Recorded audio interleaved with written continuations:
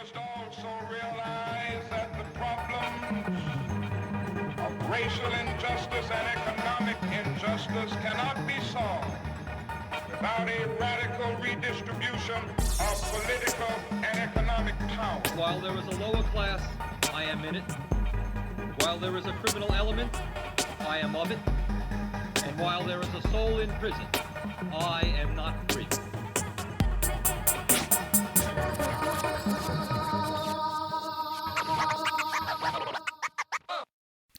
Hello, I'm Jeremy Moeller, a writer and meditation teacher, and welcome to Meditation for the Masses, where I take meditation and mindfulness out of places like Buddhist monasteries, expensive retreat centers, and corporate America, and bring it to the stuff that most of us deal with day in and day out, to work, relationships, and even politics. My goal is to make meditation more accessible to those who need it most, and that is working people. This episode is about a shortcut to starting and sticking with a daily meditation practice, which you'll learn soon is, to me, the only way to practice meditation. And no, this shortcut is not a magic pill. It's not a special diet. It's not even an app for learning meditation, though apps can be helpful. But I'll get to it in a second. A few things before I start. Show notes are available at jeremymohler.blog. That's JEREMYMOHLER, my name, .blog, /daily retreat. That's daily retreat. There's a little hint there about the shortcut. And in the show notes, like every episode, you'll be able to find a link to my original blog post where I write a little bit more in depth about this topic and other important information like books or teachers, links to books and teachers and organizations that I mention in this episode. So you'll be able to find everything there. You can also get in touch. Just go to jeremymohler.blog. There's a email there, and you can get in touch if you have questions. So let's do this. First things first, I'm a fan of daily meditation. Meditating every single day. Many teachers seem to avoid picking a side when it comes to this question of should I meditate every day or should you meditate every day? I don't.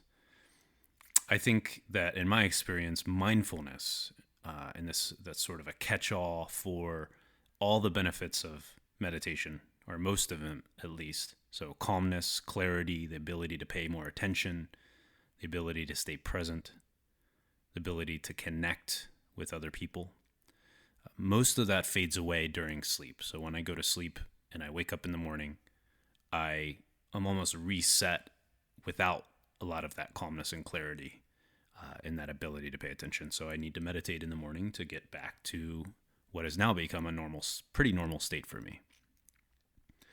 And though I'll add a caveat to that. As you learn, if you start meditating every day, or if you do already, you might notice that after a few months, maybe a year of doing it every day, the mindfulness does stick around a little bit more. So maybe you wake up a little bit more mindful the next day. And that happens the more often you do it and the longer you do it. I don't trust universal cliches like do what you love or, whatever the Bruce Lee quote of the day that you see shared on Instagram, or the Gandhi quote, be the change you see in the world. First of all, those are too simple, but they also ignore most of us don't have access to the same resources and opportunities as those that have achieved some success in the society. So I just don't think that everything we need to know and all the wisdom in the world can be encapsulated in some little quote. But I do agree with the lesson or the teaching that you see in many self-help and self-improvement circles. The spiritual teacher David Deida talks about this, who I'm a big fan of. They say that if you don't do something every day, even if it's just for a few minutes, you don't really care about that. You don't really have a passion for it. So what comes to mind for me is someone's like, I want to write a novel. I want to be a novelist. But if they don't actually sit down every day and try to write, they're likely never going to write a novel. And that's just been bared out in my life. and other folks that I know that have dreams and hopes and have put the discipline in every day, and they can pull off some pretty awesome things. So I think even if you just take 5 minutes a day, sit down in a chair on a cushion, set a timer, and simply follow your breath, 5 minutes, that's all. You'll start to notice some of the benefits if you do that every single day. But, that probably does sound like work to most of you, like another thing on a never-ending to-do list, right? Another routine. We've got to get our diet right. We've got to exercise. We've got to go to work. We've got to pay full attention to the folks that we love and our family. We've got plenty of things to do. So adding another one to the list of sitting there and doing meditation might feel like something you don't want to do. But I've got a shortcut to help you start to do this daily meditation practice, and that is go on a meditation retreat. I'll explain what a retreat is in a moment, but bottom line is the retreat will give you the inspiration to keep at a practice day in and day out after you finish the retreat. And that's what happened for me, which I'll also talk about. In short, retreats give you time away from the actual work and to-do lists, the stress, the relationships, the conflict, the daily routines that make up most of our waking hours. They slow you down so you're not running from one thing to the next on a sort of autopilot that takes you out of the present moment. And in my experience, I needed that sort of deep experience of a retreat to really see the benefits of meditation. I had been doing meditation on and off before that, at my first retreat.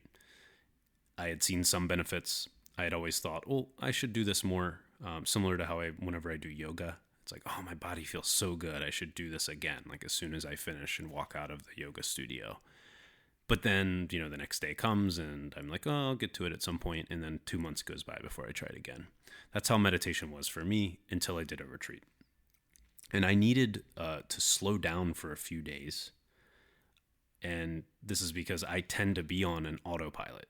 And for me, it's constantly planning the rest of my day, the rest of the week, what I need to accomplish, what I need to get done, evaluating whether I'm getting a lot done or not, then kind of beating myself up if I haven't gotten a lot done in a day. Or I spend a lot of time rehashing the past day or week, whether I've gotten a lot done, whether I've been successful, conversations that I've had with folks, sort of replaying those in my head, especially if they're really tough conversations, say with my parents or my roommates or someone I'm in a relationship with. And I sort of evaluate what I could do better and judge myself. I also needed space to really feel the benefits of that slowing down. So I needed the time. I needed to go slow for a few days, but I also needed space. So that means no distractions. I needed to be able to be silent and not having the pressure to talk to other people and do the whole small talk thing, the social expectations, and then, of course, staying away from my phone, the text, Facebook, email, all that stuff that I turn to throughout a day whenever I feel bored or whenever I need to fill a moment where there's nothing to do. So retreat allows you to take all of that stuff away. And when all that stuff goes away, a lot of stuff comes up. And as I'll talk about in a second in my story, I really then felt the mindfulness and calmness that comes up with meditation because I was meditating a lot on the retreat. And because that mindfulness and calmness felt so good and it felt like such a change from my normal day-to-day experience, I didn't want to forget that feeling. I was like, I've gotten here. I cannot forget this. I remember driving away from the first retreat I went on and saying, I never want to forget this feeling. So I made a commitment as I was driving away that I wanted to do it every single day. I wanted to touch back into that feeling every single day. And the commitment I made was that I'll just sit for 5 minutes every single day, no matter what happens. And that was in 2014. So it was May 2014. So it's over 4 years ago now. And I haven't missed a day since. So what is a retreat? Well, some of you might be thinking it's some sort of religious thing that might bring up some connotations of an experience you had when you were younger with Christianity or some other religious experience that may have turned you off to organized religion. Or you might be thinking that it sounds like a cult, which it sort of does. I used to think the same thing when I heard about meditation retreats or any other sort of retreats of people going off together in the woods or to some retreat center somewhere and doing their thing. Don't let that turn you off, because I thought the same thing. But luckily, back in 2014, my girlfriend at the time, who I will forever love for this, urged me to go on a retreat because she had just tried it. And I saw some of the benefits when she got back, like how grounded and calm she seemed the first few days there when she got back, and the way that she gushed about the experience. And I was like, I have to do this. And she's like, yeah, do it. So at the time, I signed up for a 3-day silent meditation retreat outside of Washington, D.C., where I live. And it was in this small town called Bealsville, Maryland, which I had never been to before. Although I grew up in Maryland. Sort of these like rolling hills out near this little kind of small city called Frederick, Maryland. And this is in northern Maryland. This retreat was organized by an organization called Insight Meditation Community of Washington, also known as IMCW, which is DC parlance because we love our acronyms here in DC. Retreats, at least the kind that I'm recommending you start with, there are solo retreats. They're usually led by a teacher or multiple teachers who give instructions and talks and answer questions that inevitably pop up during a retreat. My first, this one held by IMCW, was led by a teacher named Hugh Byrne. It's Byrne. Byrne. And Hugh is an amazing teacher based here in DC. He's one of the most compassionate people I've ever been around. You can just feel it when you're around him. He has this huge smile that sort of like takes up his entire space, his whole face when he smiles. It's a real genuine smile. And a little story real quick about Hugh. I once was, this is I think before the retreat, it may have been after, around that same time in 2014, I set up a meeting with him just to talk about meditation teaching, kind of get a sense of his experience and how he became a teacher. And I'm walking on one side of the road. This is Wisconsin Avenue, kind of a main thoroughfare in Northwest DC. I'm walking on one side. I see him on the other side. We're headed to the same place. He hasn't seen me yet. And he just like stops completely as he's walking, pulls out his water bottle, unscrews it, takes a swig, screws it back in, and then puts it away in his bag and continues to walk. And the fact that he took that much time and that much attention just to take a drink of water, when I think normally I would be walking down the street and I'd want a sip of water, I would grab it out of my bag, like kind of fumbling, still walking, open it while I'm walking and drink it, maybe spill a little bit on myself, but whatever, put it back in, right? And not think anything about it. But he took a moment to slow down and almost pay attention, it seemed, to the water that he was drinking. And that's always stuck with me. Like, I think about that moment pretty often. It's an image in my head, and it's whenever I need to slow down and really pay attention to what I'm doing, that image pops in my head. So Hugh lives it. He lives the teachings. This retreat was held at basically a synagogue on a big farm, like I said, outside near Frederick in Bealsville. It wasn't related to Judaism. IMCW just kind of rented the space for retreat, and you'll see organizations do that. And that's because there are dorm rooms there, and you can stay there. I actually stayed in a tent because the weather was nice. Most retreats have schedules. They have set schedules where you alternate between different forms of meditation. In this case, it was sitting and walking meditation. And you'll do that for, you'll sit for about 30 minutes, 45 minutes. Then you'll get up and you'll go walk around the farm or somewhere in the building, doing a very slow walking meditation for another 30 minutes, another 45 minutes. And then you'll return and do sitting again. And you'll do that all day, usually getting up pretty early, doing that, and only taking breaks for eating meals. Most of retreats, or many of them at least, require you to be silent the entire time, or pretty much the entire time. And that sounds probably a little scary to many of you. But let me tell you, that's one of the big benefits of a retreat. Like I said before, many of us feel, and I certainly do, feel a ton of pressure sometimes to make small talk with our neighbors, our coworkers, our roommates, whoever. Sometimes we just need our own space, right? And we need some silence. Well, it's pretty cool to walk around and eat in a cafeteria and meditate and just generally be around, in my case, 30 people at this retreat. But I've also been to retreats where there's 100 people and not have to say anything at all. Not even have to look at them. You're just in your own little world. You're in your own little sort of safe space. And you can just stay there and you don't have to come out and perform in any particular way. Now, that might not be appealing to some of you who are more on the extrovert end of the spectrum because you enjoy speaking to people and opening up to people and not quite feeling like it's a performance. But for many of us, taking that pressure away is pretty awesome. Taking the pressure away, but also not having to be like a recluse in your room by yourself because you're still around people. So it's this really rare combination of being around folks but not having to talk. And then you might be wondering about that food situation that I mentioned. On retreats, meals are a huge deal just because they're something that you do, really the only thing that you do besides meditating and sleeping. So, what the food is that day for breakfast, or, what they're having for lunch, or what we're having for lunch is a big deal. It's like, whoa, what's going to be in there when I get in there, right? And then enjoying that food and not talking or reading a book or watching TV while you're eating. It's a pretty awesome experience, especially when the food's really good, and usually it is. I will say it's usually vegetarian food. So what actually happens on a retreat? As I said, there's a lot of sitting and walking. That might not sound like much to you. I mean, really nothing happens, right? The teachers will usually ask you not to read, journal, or check your phone, or do any of those normal things that we do. And the point there is to take away all your distractions so you can really sink into the practice of meditation and feeling mindfulness and being present. So actually a lot happens on retreat. It's just happening inside of you. You're in an unfamiliar place. There are no distractions. You can't rely on your typical habits.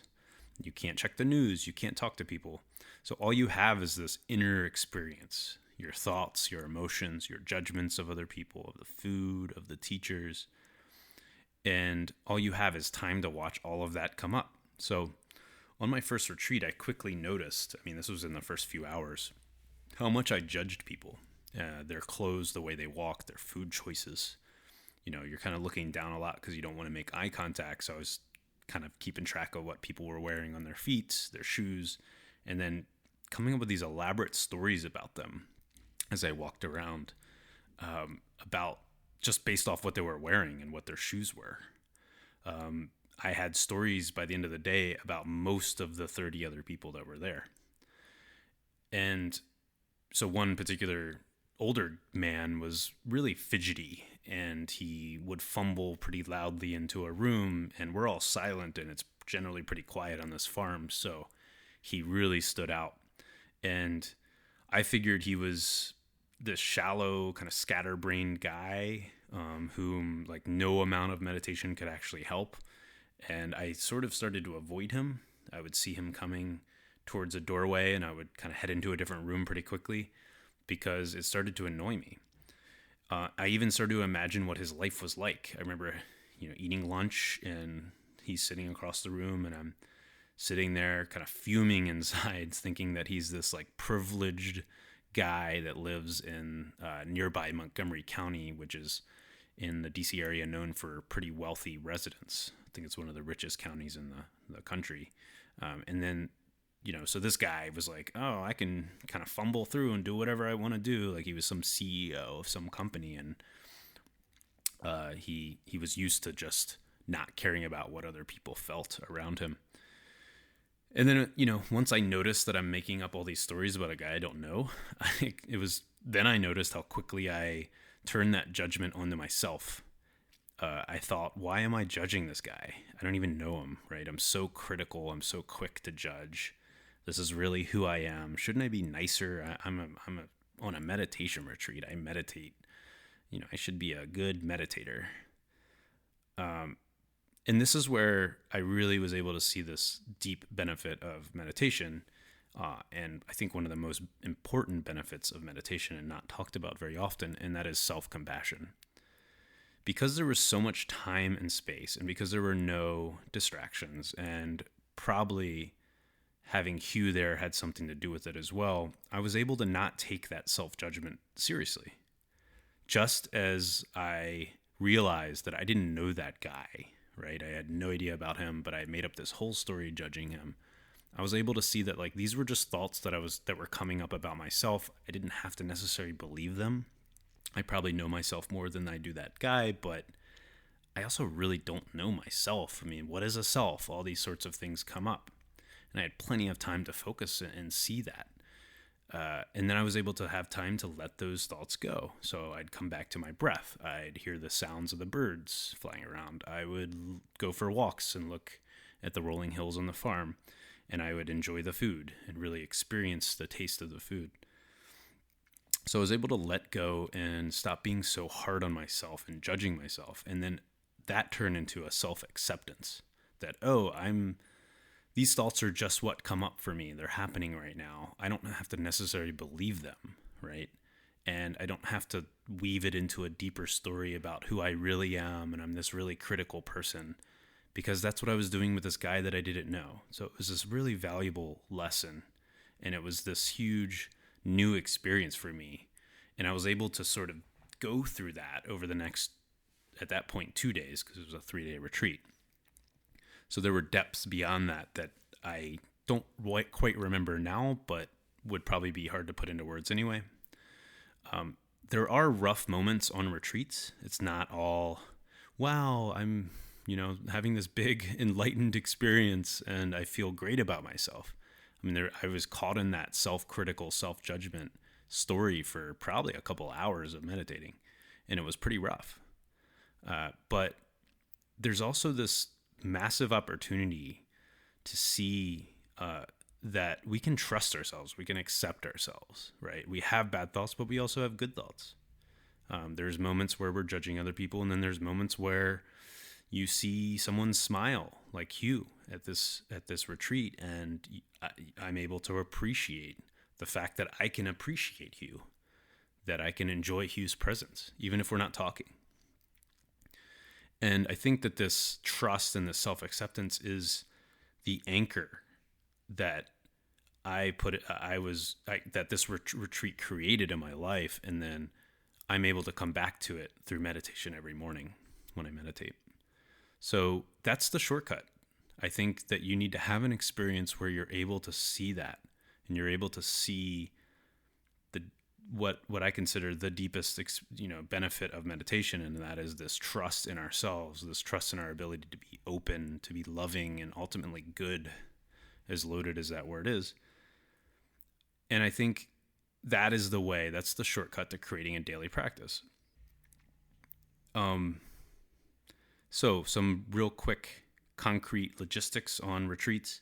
If you're not aware of an organization in your city or in your state or your region, one thing you can do is Google Insight Meditation. That's INSIGHT,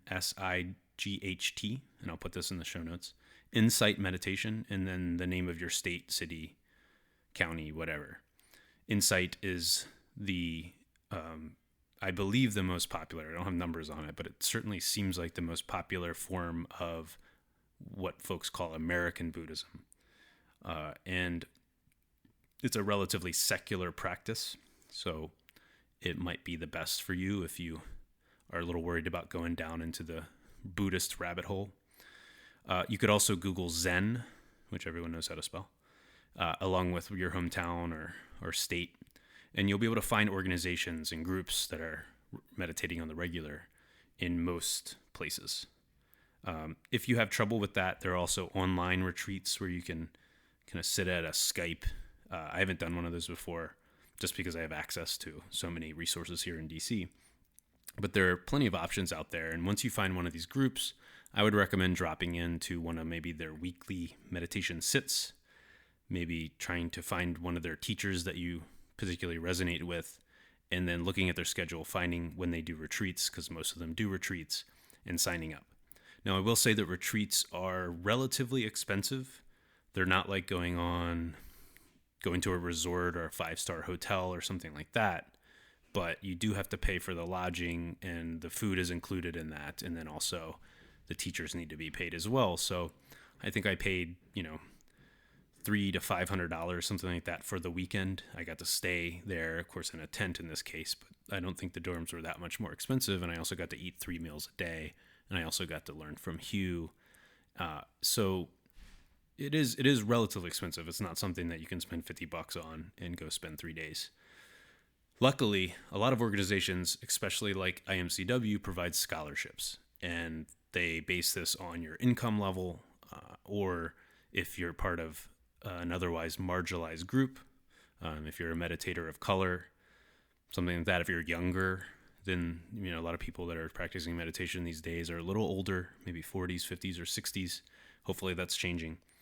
But if say you're in your 20s, you can usually reach out to the organization and request a scholarship, so you can either get it half off or even free sometimes, depending on your circumstances and needs.